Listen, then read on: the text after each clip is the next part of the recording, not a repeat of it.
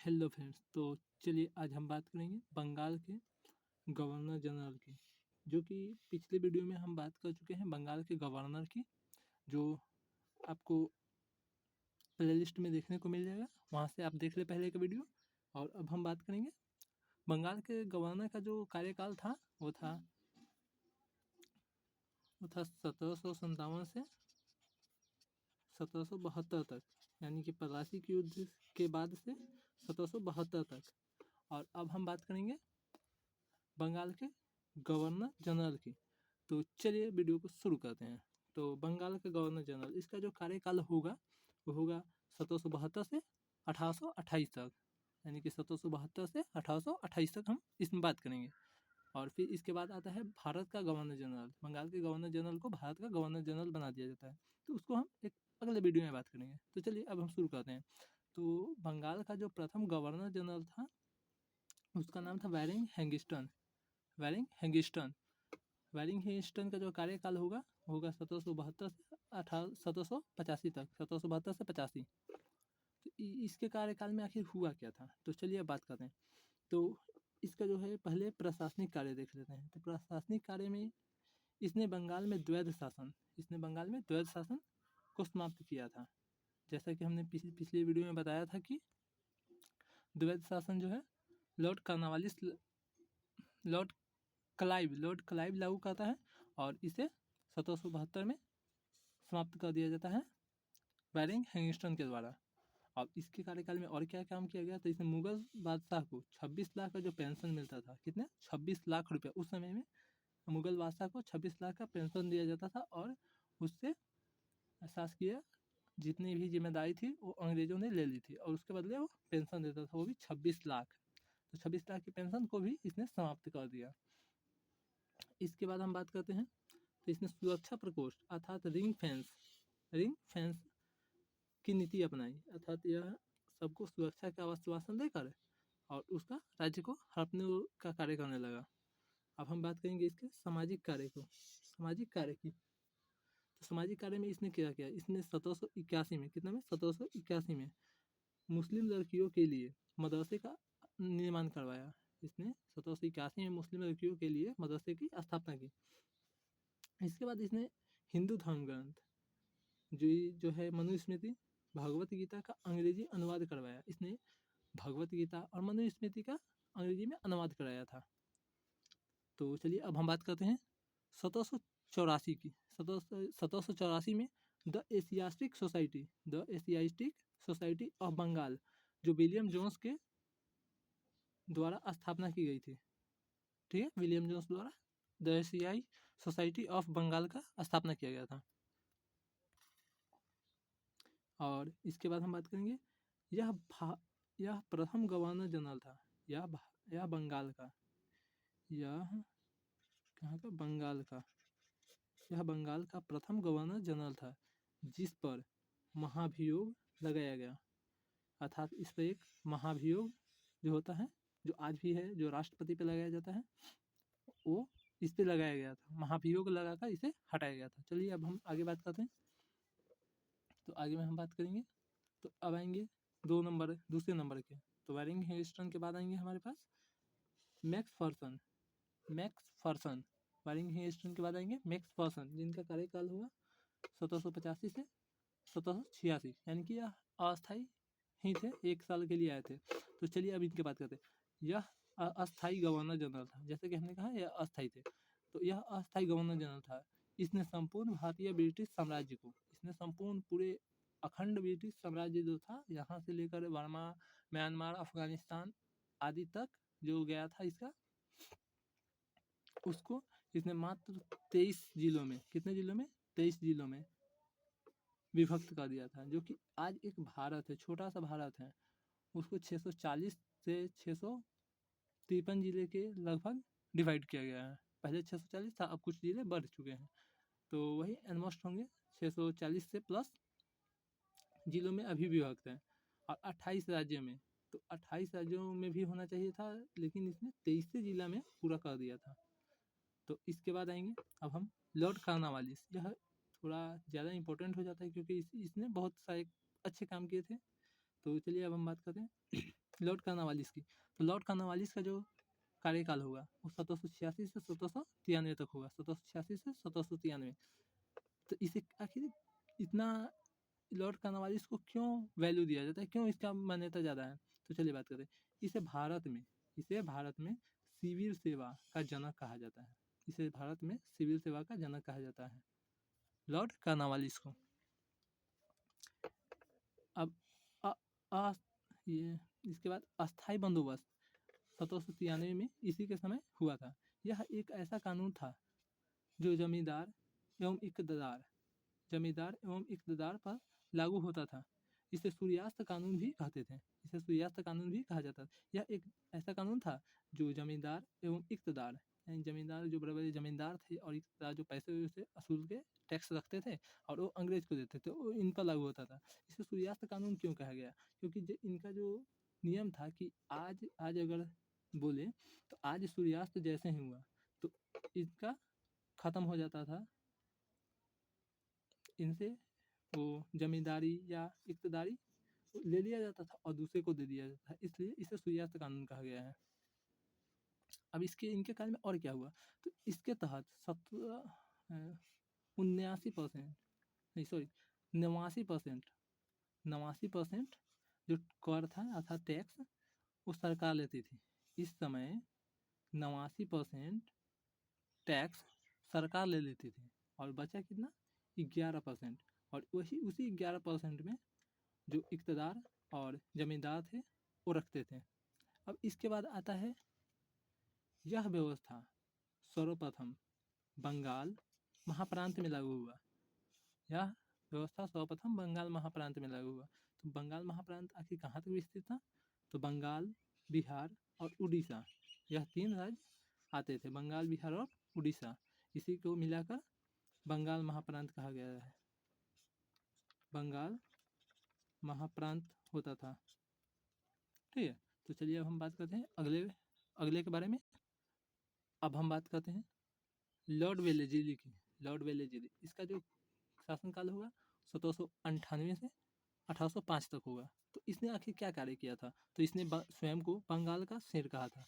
यह पहला व्यक्ति है जिसने स्वयं को बंगाल का शेर कहा था। इससे पहले जितने भी आए उन्होंने खुद को बंगाल का शेर नहीं कहा था। जितने भी गवर्नर हुए उन्होंने कोई भी गवर्नर जनरल किसी ने अपने आप को बंगाल का शेर नहीं कहा, बस इसने कहा था कि मैं बंगाल का शेर हूँ। तो इसके बाद इसके समय में एक संधि हुई थी जिसका नाम है सहायक संधि, और इसी के लिए इसे याद किया जाता है। वेलेस्ली को इसी के लिए याद किया जाता है। इसे सहायक संधि के लिए याद किया जाता है। सहायक संधि के जनक थे वो डुप्ले थे। अब आप सोचिए कि आखिर डुप्ले कौन था? इसका तो नाम आता नहीं है, तो हम बताते हैं। यह डुप्ले जो था यह एक फ्रांसीसी गवर्नर था। क्या था? यह एक फ्रांसीसी गवर्नर था जिसे फ्रांसीसी सरकार ने दबाव में आकर भारत से वापस बुला लिया था, और यही कारण रहा कि भारत में ब्रिटेन आगे बढ़ गया और फ्रांस पिछड़ गया। अगर यह व्यक्ति रह जाता, डुप्ले रह जाता, तो ब्रिटिश इससे सबसे ज़्यादा डरते थे, इससे परेशान थे। तो यह हमारे यहाँ अंग्रेज़ों का शासन न होकर फ्रांसीसियों का शासन रहता। तो इसके बाद चलिए अब बात करते हैं। अब हम कॉर्नवालिस की बात करते हैं। यही लॉर्ड कॉर्नवालिस, यह प्रथम गवर्नर जनरल है जिसकी मृत्यु भारत में हो गई। यह कॉर्नवालिस प्रथम गवर्नर जनरल है जिसकी मृत्यु भारत में हो गई थी। तो चलिए अब बात करते हैं अगले छठे नंबर के। छठे नंबर में आएंगे वो जॉर्ज बार्लो। जॉर्ज बार्लो जो होंगे 1805 से 1807 तक रहेंगे। और इनके समय में आखिर क्या हुआ? इसके समय 1806 में मद्रास के समीप बेल्लौर नामक स्थान पर, बेल्लौर नामक स्थान पर सैनिकों ने विद्रोह किया। इसे ही प्रथम सैनिक विद्रोह कहा जाता है। इसे ही प्रथम सैनिक विद्रोह कहा जाता है। चलिए अब हम अगला बात करते हैं। तो आगे में आएंगे तो उनका नाम होगा लॉर्ड मिंटो प्रथम। कौन? लॉर्ड मिंटो प्रथम। इनका जो कार्यकाल है 1807 से 1813 तक। तो चलिए बात करें। इसके समय 1813 के अधिनियम से ईस्ट इंडिया कंपनी से व्यापार एकाधिकार समाप्त कर दिया गया। इसकी के समय लॉर्ड मिंटो प्रथम के समय 1813 का चार्टर एक्ट आया था और उसी चार्टर एक्ट में यह कहा गया कि आज से ईस्ट इंडिया कंपनी का जो एकाधिकार व्यापार था वो उसे समाप्त करके सभी को जो चाहे वो व्यापार कर सकता है, ऐसी नीति बनाई गई। और इसमें आखिर और क्या कहा गया, तो इसी चार्टर एक्ट में 1813 के तहत इस चार्टर एक्ट 1813 के तहत शिक्षा पर खर्च करने हेतु 1 लाख रुपए का प्रावधान किया गया। 1 लाख रुपए का प्रावधान किया गया कि इससे भारत में शिक्षा का प्रचार प्रसार किया जाए, परंतु यह हुआ नहीं, यह भी आप जानते हैं। तो चलिए अब इसके बाद बात करते हैं। इसी के तहत ईसाई मिशनरियों के भारत में धर्म प्रसार करने हेतु आने की अनुमति मिली, अर्थात 1813 के चार्टर एक्ट के ही माध्यम से भारत में ईसाइयों को आने का अनुमति मिल गया। अब इसके बाद करते हैं बात, इसमें एक और किया था, एक और कार्य किया था। इसी के समय अमृतसर की संधि 1809 में हुई थी। 1809 में अमृतसर की संधि हुई थी, जो राजा रंजीत सिंह और चार्ल्स मेटकॉफ के बीच हुआ था। राजा रंजीत सिंह और चार्ल्स मेटकॉफ के बीच हुआ था। अब इसके बाद आएंगे तो ये होंगे 8वें नंबर के। तो 8वें नंबर में आएंगे लॉर्ड हेस्टिंग। लॉर्ड हेस्टिंग यह 1813 से 1823 तक रहेंगे, यह 10 वर्षों तक रहे। तो इन्होंने आखिर क्या, इसने पिंडारियों का अंत किया। पिंडारियों जो एक मानिए ना कि लुटेरा था, उसका अंत किया तथा मराठा साम्राज्य का भी दमन कर दिया। इसने मराठा साम्राज्य, जो शिवाजी का जो वंशज का जो साम्राज्य था, उसका भी अंत कर दिया और पिंडारियों का, लुटेरों का जो एक गैंग था, उसको भी खत्म कर दिया। तो चलिए अब हम आगे बात करते हैं इसके। इसी के काल में महलवारी व्यवस्था लागू किया गया। कौन सी व्यवस्था? महलवारी व्यवस्था। तो आखिर महलवारी व्यवस्था थी क्या? तो चलिए बात करते हैं। हेल्ट मैकेंजी एक व्यक्ति था। हेल्ट मैकेंजी के सहयोग से लॉर्ड हेस्टिंग ने यह व्यवस्था लागू किया गया था। आखिर जो महलवारी जो व्यवस्था था वो हेल्ट मैकेंजी एक व्यक्ति था, उसी के सहयोग से लॉर्ड हेस्टिंग ने यह व्यवस्था लागू किया था। अब इस व्यवस्था में आखिर था क्या? तो यह व्यवस्था 30% भूमि पर लागू हुआ था। यह जो व्यवस्था था कितने परसेंट भूमि पर? तो 30% भूमि पर लागू हुआ था। अब इसमें आगे बात करते हैं। चलिए, सर्वप्रथम यह व्यवस्था अवध, मध्य प्रदेश और पंजाब में लागू हुआ। सर्वप्रथम यह अवध, मध्य प्रदेश और पंजाब में लागू हुआ।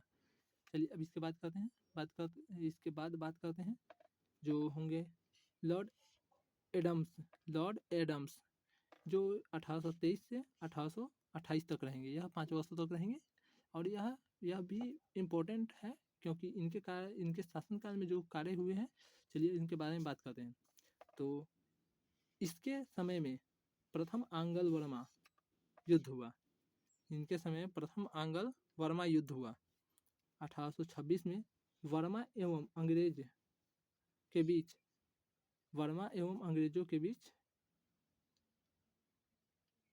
यांडबू की संधि हुई। वर्मा एवं अंग्रेजों के बीच। वर्मा जो था वो पहले भारत का हिस्सा था और इसे अंग्रेजों ने ही जीत कर मिलाया था। बाद में इसे अंग्रेजों ने ही तोड़ दिया। और इसके बाद 1824 में बैरकपुर का सैन्य विद्रोह भी इसी के समय हुआ था। बैरकपुर में जो सैन्य विद्रोह हुआ था मंगल पांडे वाला, वो यही था, 1824 में हुआ था। और इसके बाद यह बंगाल का अंतिम गवर्नर जनरल था तो दोस्तों अब हम बात करेंगे अगले वीडियो में, वो होगा भारत के गवर्नर जनरल। क्या होगा? भारत के